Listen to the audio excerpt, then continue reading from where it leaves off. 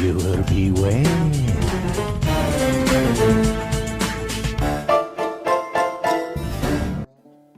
Hey, my horror enthusiasts, and welcome back to Viewer Beware. It's the only show where we go over each and every episode of the original Goosebumps TV series, and today we're going over a very, very, very special episode with the Chillogy.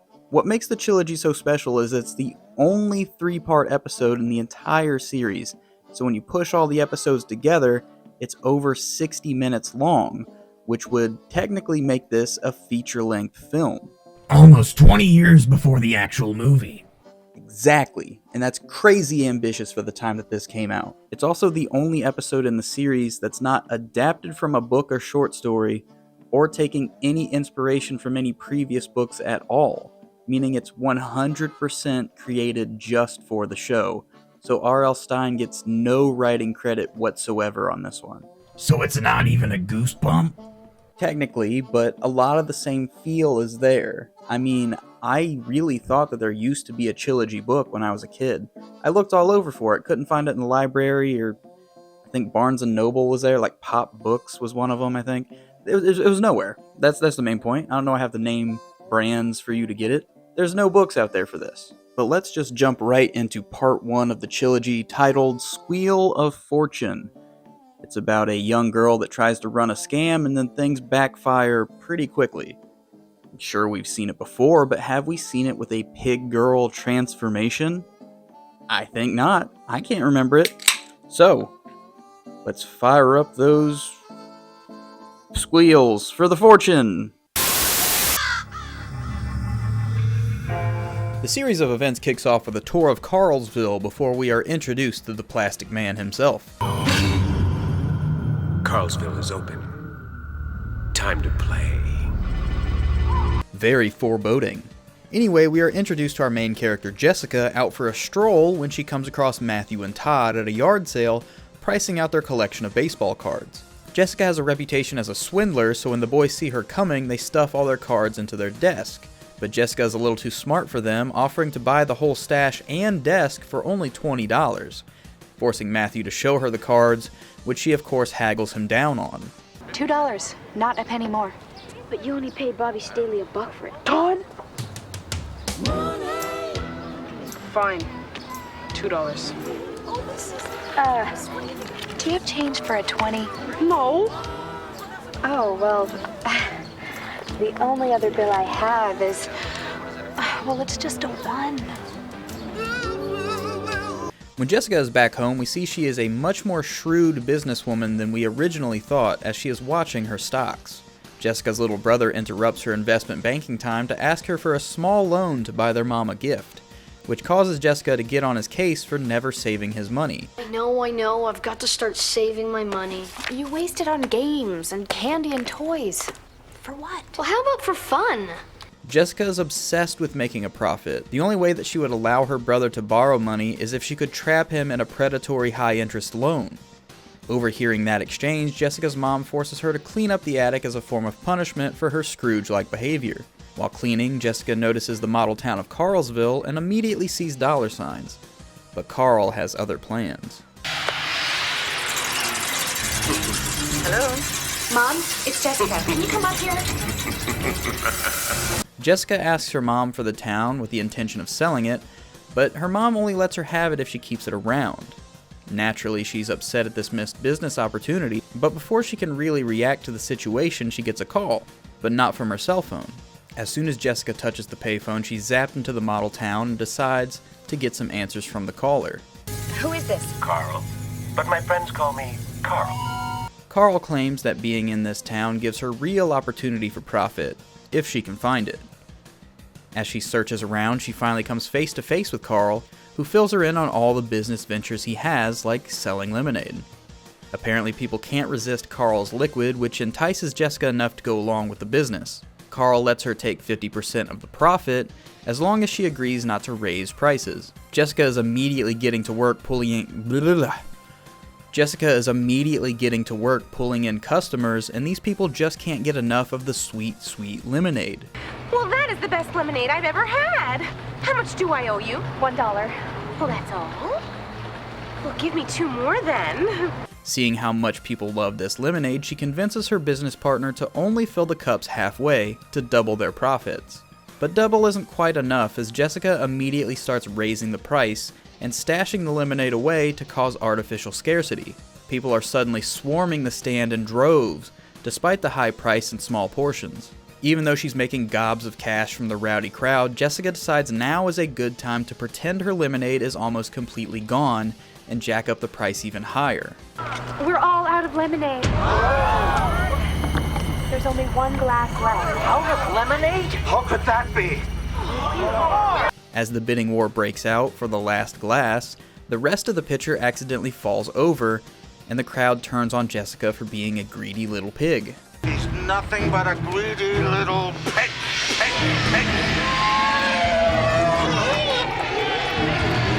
Carl told you not to be greedy, but you didn't listen. You're nothing but a greedy little pig.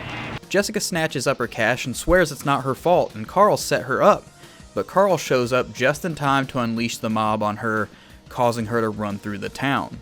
All the while, Carl is popping up and admonishing her for her overly greedy business dealings. I guess our little partnership must be dissolved. What have you done to me?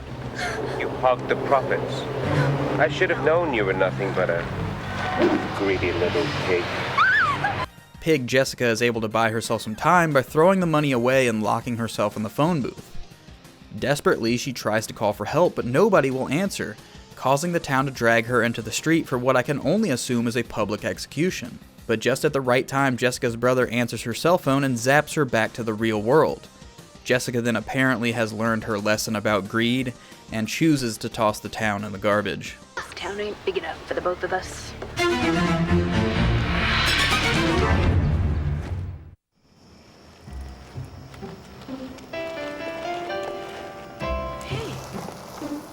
look at this. Wow, why would anyone throw this away? Hey, grab the other end. Yeah, okay. All right.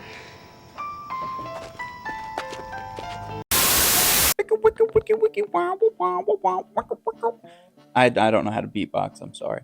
So, Jessica got Carl out of town, but then the brothers from earlier picked through her trash and brought him back into town. Carl probably still has some tricks up his sleeve, but what could he possibly do with these 2 new kids? I'm going to guess it has something to do with the tiny town. Well, yeah, but what could possibly happen in Tiny Town? That's the fun part. But really, Jessica's story here is pretty concise. She's shrewd and unethical in business until it comes back to bite her in the bacon bits. Then she really learns the lesson of, putting money over people. Really, she should be thanking Carl for teaching her a lesson. That's certainly one way to interpret it. I mean, it's an evergreen story like a Christmas Carol or what have you, where the miserly person learns, human kindness. It's relevant at any age. Overall, solid start. I liked this first part. It got off to a strong start. Carl is still a mysterious, looming threat. Why does he torture these kids? What does he gain from all of this? He kind of just puts Jessica up to this weird task and then sicks an angry mob on her because she didn't know to not be greedy. Like, is he teaching her something? Is he getting something out of it? What's Carl's deal? And maybe we'll find that out in the next part, Strike 3, You're Doomed. It's the story of a kid that's depressed about losing the big game before he finds himself stuck in a tiny game. Sure, we've seen it before, but have we seen it with baseballs growing teeth? I think not. So, Strike 1, Strike 2, Ball 1... Strike 3, you're doomed. Time to go, honey. Whatever. We open with the next day. Matthew is getting ready for a baseball game, but seems upset that he spends most of his time riding the bench.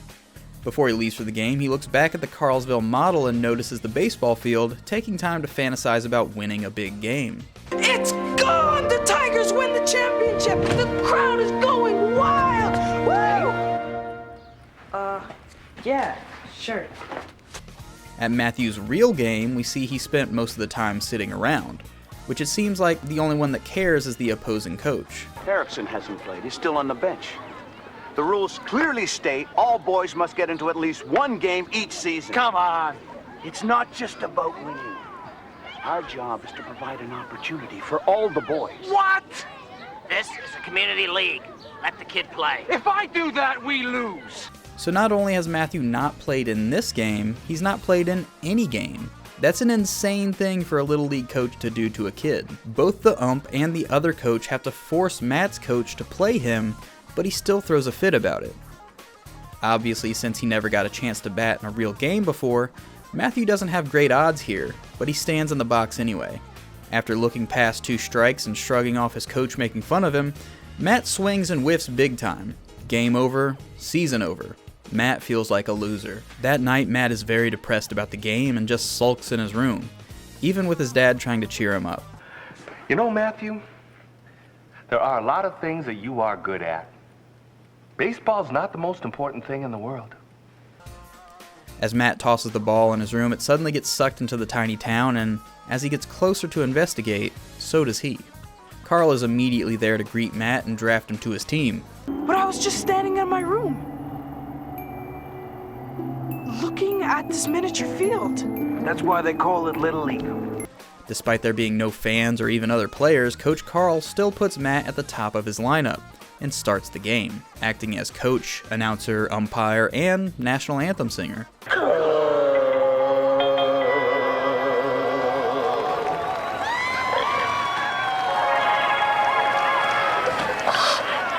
As the game starts, Matt is still confused on how he's supposed to bat against nobody when a pitching machine raises from the mound.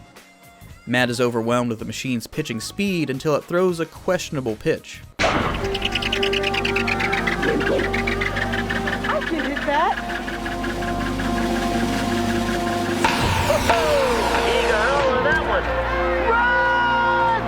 Matt goes running to first, but first goes running from Matt as well, until he catches the flying base off guard by pretending to be uninterested.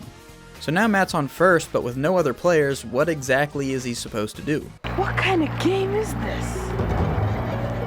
The game of your life, kid. You're trying to hurt me. Quit whining. No wonder you never get to play. All you gotta do is get home. After Carl's little pep talk, Matt prepares to steal second, but as he takes his lead, he's trapped in some kind of carnival game situation while the pitching machine throws fastballs at him. Matt pulls his cleats off and crawls all the way to second, refusing to keep playing any further. I'm not getting off. This is the only safe place around here. Go on. Whoa! Carl doesn't like quitters, so instead he makes the second base disappear, making Matt a base runner and forcing the game to go on. As Matt continues, the base path opens up into a pit of lava, with only the line being safe to walk. But keeping cool under pressure, Matt dives to third and makes it safe, with only 90 feet separating him from home. Matt is still upset and confused and doesn't know what kind of baseball game only has one player, so Carl conjures some creatures to be the catcher and the third baseman, catching Matt in a pickle.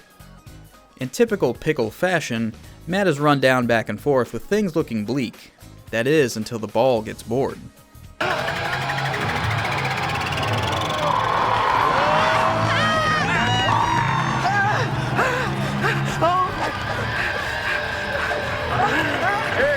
Looks like he's in trouble.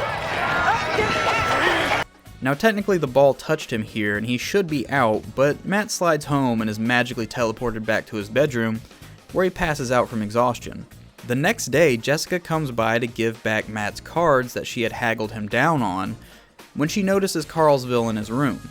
Both kids immediately know what the other one has gone through, and decide they should kill Carl with hammers. Hey, my dad's got a hammer and tools in the garage. Let's do it. As they walk off to get weapons, Todd is going through the mail and notices he won a sweepstakes in Carlsville. Wow! Todd Erickson, you're a grand prize winner. Send this to Carlsville to claim your prize?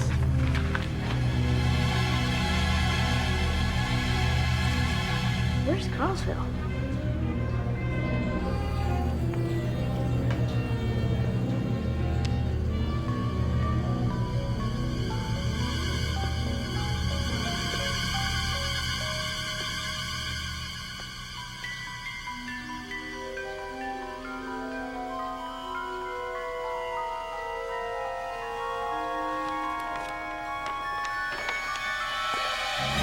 Special delivery! We have a winner!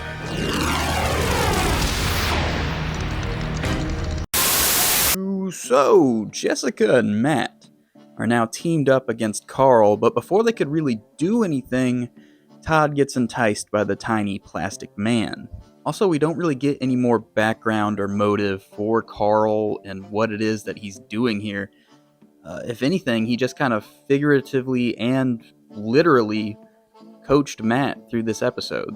Really think about it, he could have stopped Matt at any point, but all he did was convince him to join the team, give him a ball that's super easy to hit to get his confidence up, tell him to believe in himself, not their little pity parties, give him obstacles he could definitely solve. It's like he wanted him to win. He also tried to have a living ball eat a kid.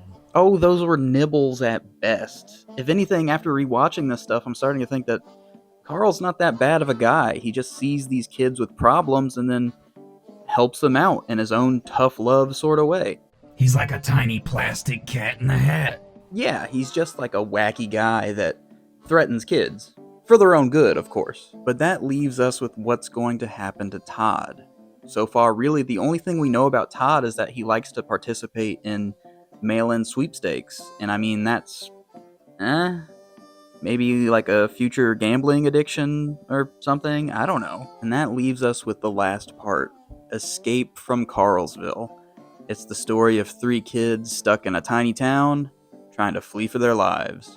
And sure, we've seen it before, but have we seen it with vacuum rescue action?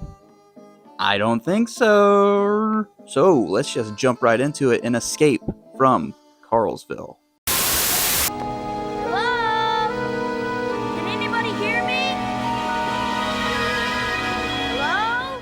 We see Todd is all alone on the streets of Carlsville until a marching band approaches through the alley, followed by none other than Carl. The parade procession is all for Todd, and how he's named the grand prize winner. What's the prize? Who knows, but it sure is exciting. Where am I? You're in Carlsville, my boy. And this is your day. So, come on in. Congratulations. Todd is driven through the streets of Carlsville while we zoom out to see Jessica and Matt come back ready to smash the town, only to find that Carlsville has just gotten one new resident. This sign said population 100 a minute ago. Todd. He's got Todd. What if he can't get out? How am I going to explain this to my parents? Your son got shrunk down to the size of a peanut? He's stuck in this toy town? As the two outside of the town debate going back in, Carl is taking Todd to his factory to present him with his grand prize. What's going on? Oh, we have to get you ready for citizenship. Citizenship? Didn't I tell you? That's the grand prize. You're going to become a citizen of Carlsville. So we finally found out Carl's true motive. He wants to add to his town by taking a real-life kid and turning him into a plastic toy person, similar to the minions in the factory. As Carl preps Todd for his plastic makeover, Jessica and Matt figure out a way to get transported back into the town and save the day. The only issue is they have no clue where he is. As they search the town, Carl straps Todd to a table in front of his Plasto Blaster, sort of like a Bond villain, and forces him to pick the color of which plastic he will be blasted with, much to Todd's confusion. Why do you want to turn me into plastic? It's a hobby. Everyone needs a hobby. My hobby is to get kids under my power. It passes the time. Okay, so maybe Carl isn't an undercover nice guy and is instead just psychotic and bad at kidnapping, going 1 for 3 on kids captured. But just before Carl can fire up the laser, Jessica and Matt rip out the power and stop him from changing Todd forever.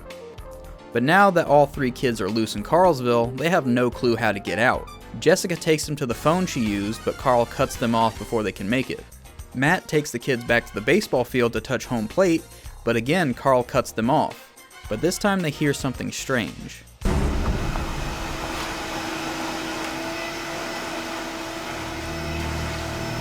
What is that annoying racket? Carl sends his minions to tie the kids up, but as we zoom out, we see what the noise is. It's Matt and Todd's mom vacuuming the room. What happened to the kids? What? It's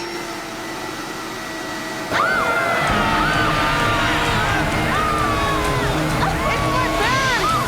They must be vacuuming! Forget it! They're not doing it on purpose! The vacuum sucks up all the angry mob, temporarily saving the kids, but that also gives them the idea of intentionally going into the vacuum to get sucked out of Carlsville.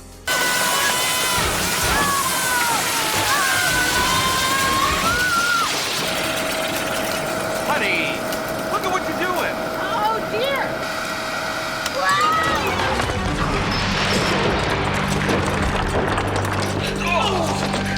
Where did you kids come from? Despite this strange occurrence, the parents are just pushed out of the room, while the kids gather up all the scraps of Carlsville and toss them in the fire. You see there? That's Carl's head. Yeah, it's gotta be. Are you sure? It better be.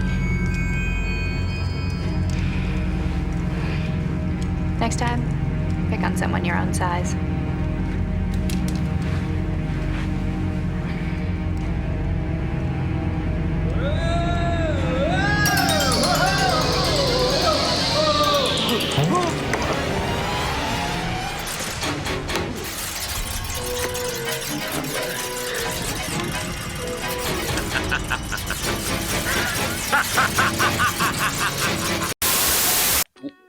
So Carl is loose in the real world as a mini-man.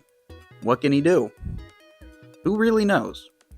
Did he build the town himself, or did he just kind of find it already existing and then usurp it to make it Carlsville? And if he did build the town, does that mean that he used the Plasto Blaster to entice other kids in and then turn them into the citizens? Wouldn't that mean the kids burned all those people alive? Oh my god, that's gnarly. They killed all those people. But now that Carl's out, he may just build another town. Or get eaten by a stray cat. You know, nothing's off the table. He already told Todd that he's only doing all this because he's bored, and this gives him a fun project. He could just figure out how to grow normal size. But maybe his magic only works when he's tiny. Like, how could he teleport all over the place? Why didn't he teleport himself out of the vacuum? The rules are all over the place. But breaking this story down into its parts, I liked the start. It was a really good intro to the saga. Everything felt, like it was building up to this big thing. But then the Matt and Todd episodes really fell off. They just didn't feel like they utilized the time that they were allotted with this three-parter. I mean, the last episode was almost half the runtime was Todd tied to a table and the other two kids walking down the street. They didn't really do that much. So overall, it's a strong start with a twisted ankle and then a limp to the finish line. So I'm going to have to give Chillogy 3 out of 5 bumps. Check it out. And if you see any tiny towns out there, maybe like a Polly Pocket, I think there's like a He-Man one. You remember. You should know this too. But don't wish that you were there, because all of a sudden Polly Pocket or Skullface guy, Gray Skull, what's his name? Skeletor. That's it. Either way, he's going to be casting magic on you, and then you're going to be a little plastic man. It's happened to a few friends of mine. I was going to say his name, but I can't say that. You might find his collector set out there, but don't worry about that. I'll see you guys next time, and if you've been here this long, thank you. This is a long one, but please subscribe. I'll see you guys next time. Evans, sit down. Run the star. Now!